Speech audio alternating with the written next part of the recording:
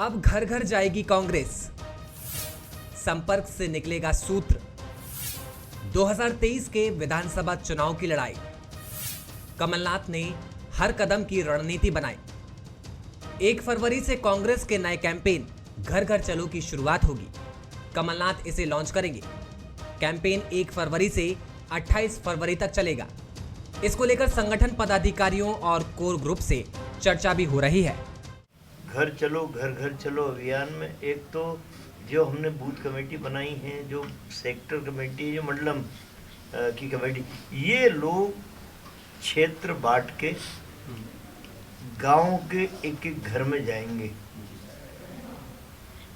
वहाँ कांग्रेस का लिटरेचर,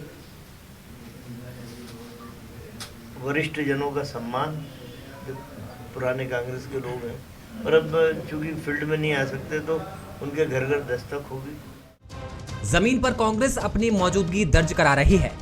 वैसे घर घर चलो अभियान से पहले सदस्यता अभियान भी चल रहा है। वहीं जन जागरण अभियान के जरिए भी कांग्रेस जनता से संपर्क में है। हालांकि ग्राउंड कनेक्शन में बीजेपी भी पीछे नहीं है। अभी पार्टी ने बूथ विस्तार और बूथ डिजिटलाइजेशन को लेकर कैंपेन भी शुरू किया है। केवल चुनाव के लिए भारतीय जनता पार्टी नहीं है, चुनाव तो हम जीतते ही हैं, लड़ते भी हैं और उसकी तैयारी भी करते हैं। भारतीय जनता पार्टी इस देश के लिए सशक्त बने, सक्षम बने, इसके लिए बूथ हमारा सक्षम होगा तो भारतीय जनता पार्टी सशक्त और ताकतवर होगी। राजनीतिक विश्लेषकों की माने तो हर घर तक पहुंचने के लक्ष्य को लेकर कांग्रेस तैयार है। मिशन 2023 को लेकर पार्टी में लगातार बैठकें भी हो रहे हैं। हाल ही में पीसीसी चीफ कमलनाथ ने बड़ी बैठक बुलाई थी, जिसमें सदस्यता अभियान की सुस्त रफ्तार पर नाराजगी जताई गई थी। इसी तरह सोमवार को यानी 24 जनवरी को भी पीसीसी में बड़ी बैठक हुई। सज्जन सिंह वर्मा, एनपी प्रजापति समेत कई पदाधिकारी मौजूद रहे। कमलनाथ ने बूथ और मंडलम कमेटियों के गठन की रिपोर्ट भी ली। कहने का मतलब यही है कि इस बार कांग्रेस के तेवर बहुत अलग हैं। नमस्कार, मैं हूं शरद द्विवेदी और हमारा आज का मुद्दा है घर घर कांग्रेस होगी प्रोग्रेस। सवालों के दायरे में ज़रूर है ये सवाल, लेकिन मेहनत अगर कांग्रेस करेगी तो सदस्यता अभियान भी निश्चित तौर पर आगे बढ़ेगा। और ये काम स्टेट हेडक्वार्टर में बैठकर सिर्फ कमलनाथ जी के ज़िम्मे अगर छोड़ दिया जाएगा तो भी ये काम अटक सकता है। इसलिए बेहतर यही होता है कि जिस अभियान में पूरी सेना जुटती है तन मन धन से, अभियान वही सफल होता है। कांग्रेस के हर सफल अभियान के पीछे एक सवाल जरूर पूछा जाता है कि क्या इसमें कांग्रेस के तमाम वो क्षत्रप नेता, क्षत्रप इसलिए कि कांग्रेस के लिए कहा जाता है कि वो रीजनल इलाकेदार नेताओं की पार्टी है, ऐसा ऑब्जर्वर्स का मानना है। और यही वजह है कि ये सवाल अक्सर पूछा जाता है कि क्या अजय सिंह जी खड़े हैं, क्या अरुण यादव जी खड़े हैं इस समय बिल्कुल पार्टी के साथ। दिग्विजय सिंह जी का पूरा सपोर्ट है, जिनके हाल ही में मुख्यमंत्री से मिलने को लेकर बड़ी बातें हुई और बड़े सवाल भी उठे कि क्या कमलनाथ जी को नहीं पता था, कमलनाथ जी के साथ जाने की क्या ज़रूरत पड़ी। ये तमाम वो सवाल हैं जो किसी भी अभियान के पीछे जब खड़े हो जाते हैं तो फिर उस अभियान को लेकर तरह तरह की बातें भी की जाती हैं। लेकिन इतना ज़रूर है कि कांग्रेस न सिर्फ सबक सीख रही है, बल्कि वो ये भी जानती है कि जिस तरह अंग्रेज़ी में कहते हैं कि रोम एक दिन में नहीं बना था, वो जानती है कि बीजेपी के मजबूत संगठन जिसको बनने में कई दशक लगे हैं, उस संगठन से टक्कर लेने के लिए सिर्फ चंद साल काफ़ी नहीं होंगे। लेकिन फिर भी वो सदस्यता अभियान को इसलिए बढ़ा रही है, शायद बूथ पर निगरानी की एक मजबूत व्यवस्था खड़ा करने की उसकी कोशिश है, यानी संगठन से टक्कर लेने के लिए संगठन की मजबूती। आज इसी पर हम बात करेंगे। जो मेहमान हमारे साथ हैं, मिलिए। हमारे साथ हैं वरिष्ठ पत्रकार, राजनीतिक विश्लेषक दिनेश गुप्ता जी, बहुत स्वागत है। नमस्कार। फिरोज सिद्दीकी साहब हैं, कांग्रेस के युवा नेता प्रवक्ता, बहुत स्वागत है। रजनीश अग्रवाल जी हैं, प्रदेश बीजेपी के मंत्री, युवा नेता, उनका भी बहुत स्वागत है। दिनेश जी, आपकी पहली टिप्पणी को लेकर हम आगे बढ़ते हैं। किस तरह आप देखते हैं कांग्रेस पुरजोर कोशिश कर रही है, मीटिंग्स दर मीटिंग्स, और अब ये भी एक बड़ी कोशिश है कि सदस्यता अभियान की गति लगातार बढ़ती रहे। जी शरद जी, कांग्रेस पार्टी में सदस्यता अभियान तो हम अक्सर सुना करते हैं, लेकिन सदस्यों की संख्या और सदस्यों को लेकर हमेशा जो है एक सस्पेंस बना रहता है। देखिए, जो 2018 के विधानसभा चुनाव के परिणाम थे वो किसी भी पार्टी को चिंता में डाल सकते हैं, क्योंकि दो ही दल हैं मध्य प्रदेश में, भारतीय जनता पार्टी और कांग्रेस। और जिस तरह से भारतीय जनता पार्टी ने अपनी रणनीति बनाई है वोट परसेंटेज बढ़ाने को लेके, तो निश्चित तौर पर उनके पास चूंकि संगठन है और ताकत है तो वो एक लक्ष्य तय कर सकते हैं। लेकिन कांग्रेस पार्टी को तो अभी अपने सिपाही भी तैयार करना है ना, क्योंकि सदस्यता अभियान जो है, आप जब बिना सिपाही के तो आप कोई लड़ाई लड़ नहीं सकते। तो उनका जो ये जिस तरह की रणनीति उनकी बनाई है, तो उनकी चिंता 2018 को लेके है, क्योंकि बहुत सारे जो नेता हैं, जो चेहरे हैं, वो हमको कहीं ना कहीं इनएक्टिव दिखते हैं कि या कोई पार्टिसिपेशन दिखता नहीं है कि कांग्रेस पार्टी किस तरह से एक्टिव है और ग्राउंड पर क्या कर रही है। क्योंकि बहुत सारे हालात जो हमने देखे थे मार्च 2020 के बाद जो बदले हैं, तो कांग्रेस के लिए ज़रूरी है कि पहले वो अपना घर दुरुस्त करे और अपनी एक जो है मजबूत नींव तैयार करे, तब वो 2023 में आगे बढ़ सकती है। रजनी जी, आप किस तरह देखते हैं? कमलनाथ जी बार बार ये बात कहते रहे हैं कि बीजेपी के संगठन से भिड़ंत है उनकी, और बीजेपी से ही भिड़ंत लेने के लिए अब सदस्यता अभियान हो या पार्टी कार्यालय में बैठकों की संख्या जो संगठनात्मक बैठकों की संख्या है वो लगातार बढ़ रही है। क्या कहेंगे आप?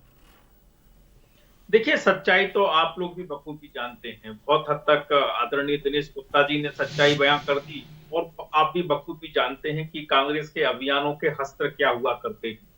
वर्तमान में क्या स्थिति है? एक बयान अजय सिंह जी की तरफ से आया, उसका तुरंत रिएक्शन और पलटवार कहें आपस में ही सज्जन सिंह वर्मा जी ने कर दिया। और आज ही की बात, कमलनाथ जी और दिग्विजय सिंह जी का जिक्र आपने किया कि किस प्रकार से एक ही मुद्दे को लेकर उन्होंने अलग अलग प्रकार की राय व्यक्त की है और अलग अलग स्टैंडिंग दोनों। आपने अभी इंट्रो में जो बात कही, तो कई सारे सवाल दरअसल उनके जो उत्तर खोजे जाएंगे या जिनके उत्तर प्राप्त हैं, लेकिन वो प्रश्न के तौर पर आपने रखे हैं, वो भी कांग्रेस की असलियत को स्पष्ट करते हैं।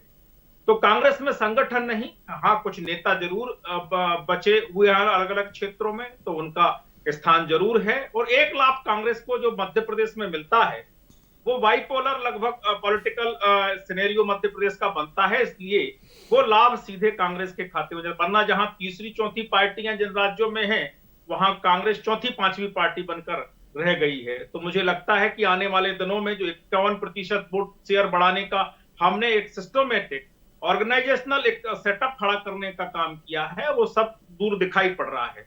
और उनके चित्र, उनके वीडियो, उनके नाम, उनके नंबर, उनके तमाम प्रकार के काम आप लोग भी सोशल मीडिया के माध्यम से बखूबी ग्राउंड जीरो पर, अगर मैं कहूं आज की भाषा में, तो वो दिखाई पड़ रहे हैं। हमने झंकृत किया है 65,000 बूथों को और स्थापित करने का काम कर रहे हैं। उनके 22 काम कौन से हैं वो बताने का काम कर रहे हैं, प्रशिक्षण देने का काम कर रहे हैं। तो मैंने एक चर्चा में आपसे पहले भी कहा था कि हमारे अभियान की तुलना किसी भारतीय जनता पार्टी के स्टेट से हो सकती है, जो इकाई है उससे हो सकती है, कांग्रेस से तो नहीं हो सकती, कहीं किसी तौर पर नहीं हो सकती, क्योंकि दोनों में बहुत अंतर है। सिद्दीकी साहब, कई ऐसे सवाल होते हैं जिनके जवाब ढूंढने के लिए, या अगर वो सवाल किसी मुश्किल की तरह हैं तो उनके हल ढूंढने के लिए आंख में आंख डालनी ही पड़ती है। उस मुश्किल, उस पेचीदा सवाल से रूबरू आपको होना ही पड़ता है।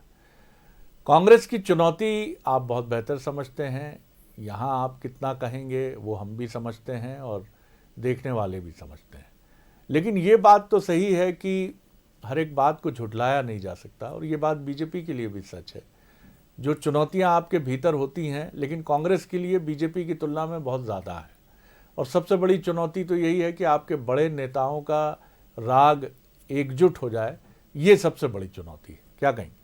देखिए, हमारे बड़े नेताओं में आपसी कोई डिफरेंस नहीं है, और कांग्रेस एक ऐसी पार्टी रही है, ये हमारा कल्चर है, हमारी संस्कृति का हिस्सा रहा है कि हमारे यहाँ बातचीत में, विचारों में मतभेद आते हैं, लेकिन हमारे यहाँ जो है संगठन से अलग कोई नहीं होता। अगर आप कांग्रेस का इतिहास पोस्ट इंडिपेंडेंस देखें या आज का दौर में देखें, ये कांग्रेस का एक इतिहास रहा है। हमने कल ही स्वर्गीय नेताजी को याद किया, तो नेताजी ने भी एक ही बात कही थी और नेहरू जी ने भी यही बात कही कि अगर विचारों का मतभेद नहीं होगा तो एक शून्यता आ जाएगी उस संगठन में। इसलिए विचारों का मतभेद तो रहता है। अब राहुल भैया की जो बात की उन्होंने, राहुल भैया घर वापसी करवा रहे हैं, सही बात है। बिकाऊ अलग चीज है। जो सिंधिया जी के साथ गए, उनको हमने संजय पाठक जी को बिकाऊ नहीं कहा, हमने कभी त्रिपाठी जी को बिकाऊ नहीं कहा, हिमाद्री जी को नहीं कहा, राव उदय प्रताप सिंह जी को नहीं कहा। हमने इन्हें दल बदलू तो कहा, लेकिन हमने कभी बिकाऊ नहीं कहा इन लोगों को। ये हमारे परिवार में आते हैं, कई बार बीजेपी के भी लोग आए, कांग्रेस के भी लोग जाए, ये होता रहता है परिवारों में। रही बात अब जो हम संगठन का जो चुनाव की सदस्यता अभियान है, तो हर 5 साल में कांग्रेस में सदस्यता अभियान होता है। हर 5 साल में 2017 में हुआ था। बाकायदा हमारे यहाँ ब्लॉक रिटर्निंग ऑफिसर नियुक्त होता है, डिस्ट्रिक्ट रिटर्निंग ऑफिसर जो दूसरी स्टेट से आता है। बाकायदा हम लोग चुनाव कराते हैं, आपसी बैठ के करा लें या वोटिंग से करा लें, लेकिन हम चुनाव कराते हैं। PCC delegates, district delegates, AICC members, सारे मेंबर्स का चुनाव होता है। पीसीसी अध्यक्ष का चुनाव कराते हैं, बाकायदा मीटिंग होती है। अगर वो हाईकमान पे छोड़ते हैं तो ठीक है, नहीं तो पीसीसी अध्यक्ष का करा। ये कांग्रेस की प्रक्रिया है और हमेशा चलती आएगी। दूसरी तरफ भारतीय जनता पार्टी अगर वो हमारे ऊपर आरोप लगा रही है कि हमारे यहाँ खटपट है, तो अभी KP यादव जी का पत्र देख लिया सबने कि एक अलग से सिंधिया सरकार ही अलग चल रही है वहाँ ग्वालियर चंबल में, और बाकायदा बैनरों पे लिखा जा रहा है कि सिंधिया सरकार। कांग्रेस में तो ऐसी कहीं कोई स्थिति नहीं है। मतभेद होते हैं, मतभेद होते हैं, विचारों के मतभेद होते हैं, किसी एक मुद्दे को लेके हम लोगों में आपसी बात होती है, लेकिन जब हम चुनाव का समय आता है तो हम साथ रहते हैं। 2017 का जो अधिवेशन था उसमें भी राहुल गांधी जी ने कहा कि ठीक है, आप लोग अपनी बात खुल के कहिए। कांग्रेस में हर बात अपनी खुल के कहने की इजाजत है, लेकिन जब विरोधी पक्ष से लड़ाई हो, यानी जब चुनाव हो, तो सब एक मिलके एक साथ। चलिए जी। तो कांग्रेस निरंतर, और एक चीज कहूंगा, कांग्रेस निरंतर काम कर रही। आज OBC का आरक्षण गिरा, कमलनाथ जी ने, पहले रोटेशन प्रक्रिया थी, हमने उसका पुरजोर विरोध किया, चेंज हुआ। देखिए, रिजल्ट ओरिएंटेड कमलनाथ जी रिजल्ट भी दे रहे हैं जनता को, विपक्ष में रहते हुए, और हम काम भी कर रहे हैं। दिनेश जी, जो बात फिरोज सिद्दीकी साहब कह रहे हैं, डिफरेंसेस नेताओं के बीजेपी में भी हैं, बेहिचक, इससे इनकार नहीं किया जा सकता। कांग्रेस के डिफरेंसेस खुली पार्टी है, ओपन पार्टी है, इससे भी इनकार नहीं किया जा सकता, बिल्कुल सही बात है। लेकिन फ़र्क ये था कि 80 के दशक तक कांग्रेस का दबदबा था, ख़ासतौर से उत्तर भारत के राज्यों में, और इस दबदबे की वजह से डिफरेंसेस का फ़र्क चुनाव पर नहीं पड़ता था। 90 के बाद, ख़ासतौर से जब हमने गहरा राजनीतिक अस्थिरता का दौर देखा 90 में, जिसका असर हमने राज्यों में भी देखा, जहाँ बाइपोलर पॉलिटिक्स थी, 2 दलों की राजनीति थी, वहाँ नहीं पड़ा। लेकिन उत्तर प्रदेश जैसे राज्यों में रीजनल पार्टियाँ सपा और BSP बहुत ताकतवर होकर उभरी, और इसी तरह रीजनल पार्टियां, तृणमूल कांग्रेस जैसी पार्टियां पश्चिम बंगाल में वामपंथी गढ़ को ध्वस्त किया। लेकिन जब से ये कांग्रेस की, मैं कहूँगा कि उसकी ताकत कमज़ोर हुई है 2000 के बाद से, तब से पार्टी के डिफरेंसेस 2008 में बहुत भारी पड़े मध्य प्रदेश में, 2013 में भारी पड़े। तो अब क्या आपको लगता है कि कहानी जो बदली हुई स्थितियां हैं, उसमें कांग्रेस के लिए ये दलील महत्वपूर्ण है कि डिफरेंसेस भी हटाने ही पड़ेंगे आपको? शरद जी, राजनीति में प्रतिस्पर्धा होती है, और इसके बिना राजनीति भी नहीं होती, क्योंकि हर आदमी अपनी महत्वाकांक्षाओं के साथ राजनीति करता है। अब देखिए, जितना ज़रूरी कांग्रेस पार्टी के लिए सदस्यता अभियान है, उतना अजय सिंह जी का घर वापसी का अभियान है, वो कम नहीं है। क्योंकि जिस तरह से कांग्रेस पार्टी को लोग छोड़कर जा रहे हैं, या 2018 में गए या किसी और भी चुनावों में गए हैं, यदि वो वापस लौट कर आते हैं, ऐसा कोई अभियान प्रदेश में हम किसी दूसरे अंचल में नहीं देख रहे। तो ये स्पष्ट करता है कि जो अपने छत्रा पे वो अपना काम कर रहे हैं। क्योंकि जिस तरह से बिंद में 2018 का चुनाव परिणाम रहे, तो वो अजय सिंह जी ने तो सीख लिया, लेकिन जो दूसरे जो नेता हैं, उन्होंने क्या अपने अपने जो है क्षेत्र संभालने के बारे में सोचा कि वो कांग्रेस पार्टी को कैसे मजबूत करें। क्योंकि आप देखिए, केवल ये 2018 की जो परिस्थितियां थी, हम अभी वर्तमान दौर में क्या इन्हें अपवाद ही माने? क्योंकि 3 के बाद से जो 13 तक का जो रिजल्ट था, तो तब भी यही नेता थे, कोई अलग नहीं थे। तब तो जो है कांग्रेस पार्टी बहुत अच्छी स्थिति में थी, लेकिन परिणाम नहीं मिल रहे थे। तो कहीं ना कहीं से जब जो जिस तरह के माना 2 दलीय व्यवस्था है, तो जनता बहुत ज़्यादा नाराज़ हुई, तो कांग्रेस की तरफ चली गई। तो जो चुनौतियां हैं कांग्रेस की, वो लगातार बढ़ रही हैं। इसीलिए अब हम अपने जो पड़ोसी राज्य हैं, वहाँ देखते हैं ना कि दूसरी जो राजनीतिक दल हैं, वो कांग्रेस से आगे निकल रहे हैं। तो उन चुनौतियों का कारण ही ये है कि वहाँ डिफरेंसेस बहुत ज़्यादा हैं, और निपटाने का जो अभियान चलता है ना, वहाँ की एक दूसरे को निपटाने की जो राजनीति होती है, उसने आज कांग्रेस पार्टी को इस स्थिति में लाके खड़ा कर दिया है कि वो अपने सर्वाइवल के रास्ते तलाश कर रही है। बिल्कुल रजनीश जी, टीना फैक्टर पॉलिटिक्स में उसकी चर्चा होती है, देयर इज़ नो अल्टरनेटिव, और पहले ये इंदिरा गांधी जी के समय में ये शब्द यूज़ होता था, देयर इज़ नो अल्टरनेटिव। अब कुछ ऑब्जर्वर ये भी कहते हैं कि एक टीमो फैक्टर है, there is Modi only, Modi हैं केवल। ये मतलब टीना फैक्टर का ही सिनोनिमस आप कह सकते हैं कि एक समय कोई विकल्प नहीं था, इसलिए इंदिरा गांधी जी और कांग्रेस, और अब कहा जाता है कि मोदी हैं। लेकिन इन दोनों फैक्टर की चुनौतियां भी हैं। इंदिरा गांधी का कोई विकल्प नहीं था, तो विकल्प बनता है, प्रेशर कुकर में सीटी बजती है, इकट्ठा ढेर सारा प्रेशर बनता है। अब सिर्फ मोदी जी हैं, विपक्ष अगर माना जाए कि बहुत कमज़ोर है इस समय, चुनौती देने की स्थितियां जिस तरह की पहले थी अब नहीं है।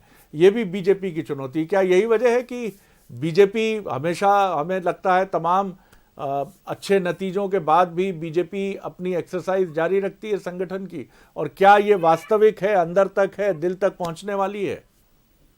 देखिए शरद जी, जो आपने मोदी जी को लेकर सवाल उठाया है, ये आज का सवाल नहीं है। डॉक्टर मुखर्जी अचानक चले गए 1953 में, तब भी सवाल उठा था जनसंघ समाप्त। दीनदयाल जी ने विकल्प दिया देश को, दीनदयाल जी अचानक 67 में चले गए, तब भी सवाल उठा।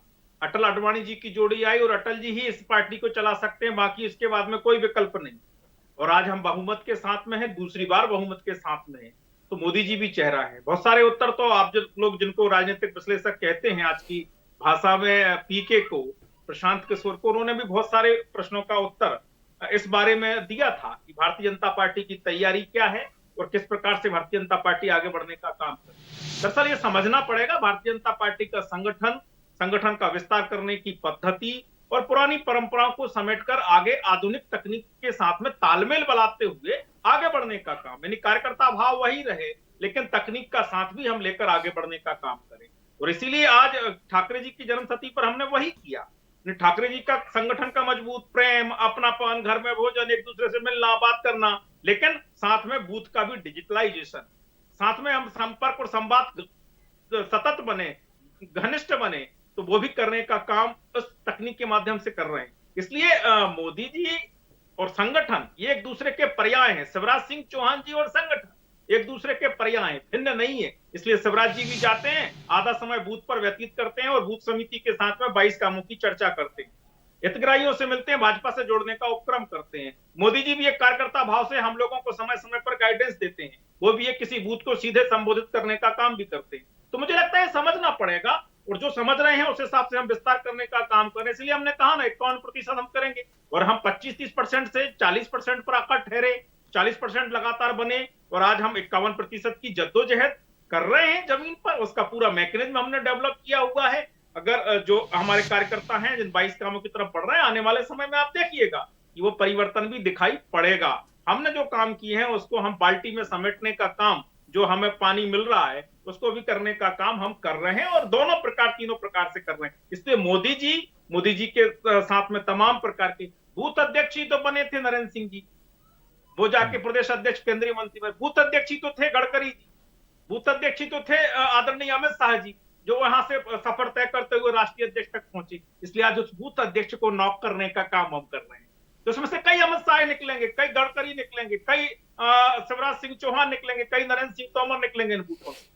तो ये पद्धति भारतीय जनता पार्टी की है। इसलिए अल्टरनेटिव की जो बात आप कर रहे हैं, बहुत बहुत बहुत निश्चित, अगर आपकी बात में मैं ये कहूँ कि सत्यांश है, तो ये वो एक कलम से कई कलम लगाने की किसी एक पौधे की, और यहाँ वो पौधा संगठन है, तो उसकी कई कलमें तैयार करने का ये हुनर अगर बीजेपी लेकर आगे चलती है तो निश्चित तौर पर आप लीडरशिप, एक गैलेक्सी ऑफ लीडरशिप खड़ी कर पाते हैं। सिद्दीकी साहब, ये आपके लिए भी एक बड़ा चैलेंज है, क्योंकि वही जो बात है कि सुख के सब साथी दुख में न कोई। एक चुनौतीपूर्ण समय में नए नेताओं का सामने आना, उनको अवसर मिलना, कई बार ये भी होता है कि जब आप चैलेंज आपके सामने होता है तभी नए चेहरे आते हैं, क्योंकि वो चैलेंज, क्योंकि उनके पास गंवाने के लिए बहुत कुछ नहीं होता। अनुभवी और सालों साल पॉलिटिक्स करने वाले थोड़ा सा पीछे चले जाते हैं कि इस कठिन समय में हम क्यों अपनी साख को दांव पर लगाएं। लेकिन आपके यहाँ मध्य प्रदेश में तो स्थिति भिन्न है। 40 साल से ज़्यादा की राजनीति करने वाले कमलनाथ जी की प्रतिष्ठा 2018 के बाद फिर दांव पर रहेगी 2023 में। और ऐसे में दिग्विजय सिंह, अरुण यादव जी, अजय सिंह जी, इन सब के बीच का जो समन्वय है, कुछ जगह तो चिंताएं साफ दिखती हैं सिद्दीकी साहब। देखिए, ऐसा है कि भारतीय जनता पार्टी में और कांग्रेस में एक बेसिक डिफरेंस है। कांग्रेस जो है 100/100 की पार्टी है। भारतीय जनता पार्टी यूपी में क्या नारा लगा रही, 80/20। आप कहते हैं डिजिटलाइजेशन कर रहे हैं, कांग्रेस का डिजिटलाइजेशन आप ट्विटर उठा के देखिए, हमारे फॉलोअर्स ज़्यादा हैं भारतीय जनता पार्टी के, बीजेपी फॉर एमपी के फॉलोअर्स कम है। आप उनके नेता, कई बार ये हो जाता है कि मोदी जी जब मन की बात करते हैं तो उनको वेबसाइट का कमेंट सेक्शन बंद करना पड़ता है और डिसलाइक नहीं रोक पाती भारतीय जनता पार्टी। ये भारतीय जनता पार्टी की स्थिति। और आप राहुल गांधी जी का देख लीजिए, ये जो योजना चल रही है ना, जो भारतीय जनता पार्टी घर घर जा रही है, ये एक्चुअली वीडी शर्मा विस्तारक योजना है। ये ऐसा लोग चर्चा में बता रहे हैं। आपके पास भारतीय जनता पार्टी लाख बूथों पे चली जाए, लेकिन उसके पास जवाब नहीं है कोरोना से हुई मौतों का मुआवजे का, महंगाई का, उज्ज्वला सिलेंडर का, बेरोजगारी का, किसानों को की समस्याओं को लेकर इस बात का आपके पास इलाज नहीं है। अपनी बात नहीं किया, अपनी पार्टी की बात नहीं किया। जहां तक कांग्रेस का सवाल है, कांग्रेस जो है एक बड़ी विचारधारा की पार्टी है। ट्रांजिशन फेज में कभी भी कोई पार्टी रहती है, कांग्रेस ने हमेशा मिक्स्ड कल्चर अपनाया है। हमारे यहाँ सबसे बुजुर्ग नेता भी होते हैं, मिडिल एज नेता भी होते हैं, और हम युवाओं को भी लाते हैं। यूथ कांग्रेस का कोटा जो है वो कांग्रेस फिक्स करती है चुनाव में। हमारे यूथ कांग्रेस का एक कोटा होता है जो हम यूथ कांग्रेस को देते हैं विधानसभा चुनाव में, कि आप ये इतने यूथ को हम विधानसभा में चुनाव में टिकट देंगे। महिला कोटा भी अलग से फिक्स करते हैं हम। तो ये ऐसा नहीं है कि कांग्रेस जो है मिक्स तरीके से चलती है। अब भारतीय जनता पार्टी का अपना जो सोच हो वो सिस्टम हो सकता है। इससे पहले जो थे अरुण यादव जी थे, वो 40 साल के थे, और माननीय नंदू भैया कितने साल के थे। तो ये फर्क है। कांग्रेस जो अभी कमलनाथ जी काम कर रहे हैं, आप ये देखिएगा कि इसका रिजल्ट जो है वो सामने आएगा, और हम विपक्ष की लड़ाई लड़ रहे हैं और जनता को राहत भी पहुंचाते हैं सरकार के मामलों से। दिनेश जी, 92 में जब सरकार बीजेपी की मध्य प्रदेश में राष्ट्रपति शासन की वजह से हटाई गई, तो ये माना जा रहा था कि 93 में उसका फायदा मिलेगा, उसको नहीं मिला। 98 में तो ये माना ही जा रहा था कि दांव पर लोग दांव लगा रहे थे कि कांग्रेस की सरकार जाने ही वाली है, लेकिन वो दूसरा टर्म भी उसको मिल गया। और 10 साल कांग्रेस की सरकार के पीछे दिग्विजय सिंह जी की जो योग्यता है वो निश्चित तौर पर रही ही होगी। लेकिन उसके साथ ये भी माना गया कि उस समय बीजेपी में एक बिखराव और एक बटा हुआपन भी था, जिसको लेकर उस समय के 1998 के चुनाव के प्रभारी नरेंद्र मोदी जी, जो जनरल सेक्रेटरी थे और जिन्होंने नारा दिया था, क्योंकि 2000 में छत्तीसगढ़ अलग हो रहा था, 1 वोट से 2 सरकार, यानी 98 के चुनाव में मतदाता मध्य प्रदेश के वोट तो एक सरकार के लिए देंगे, लेकिन बनेंगी दो राज्य, यानी 2 सरकारें होंगी। उन्होंने बड़ी स्ट्रांग रिपोर्ट दी थी कि मध्य प्रदेश में संगठन की और नेताओं के मनमुटाव की जो स्थिति है, अगर ये कंटिन्यू रही तो हम 15-20 साल यहाँ सरकारें नहीं बना पाएंगे। क्या उस तरह का इंटरवेंशन आपको केंद्र से कांग्रेस में आप महसूस करते हैं उसकी ज़रूरत है? वैसा हस्तक्षेप केंद्र से अगर हो कि सब नेताओं को बिठाया जाए, चर्चा की जाए, कुछ हस्तक्षेप भी किया जाए, कांग्रेस में क्या ये भी परंपरा है कि अमरिंदर जी जाने, कमलनाथ जी जाने, तमाम बड़े नेता जाने, हम ज़्यादा नहीं बोलें? देखिए, कांग्रेस में इस तरह की चीज़ सोचना ही मुझे लगता है कि संभव नहीं है, इतना आसान नहीं है। क्योंकि राहुल गांधी जी ने जब कोशिश की कि NSUI यूथ कांग्रेस में जिस प्रक्रिया से वो अध्यक्ष नियुक्त कर रहे हैं, तो बहुत विरोध हुआ, क्योंकि वो अपनी तरीके से कांग्रेस को चला नहीं पाए। आज हम देखते हैं ना कि राहुल गांधी जी यूपी के चुनाव में पीछे, प्रियंका गांधी आगे हैं।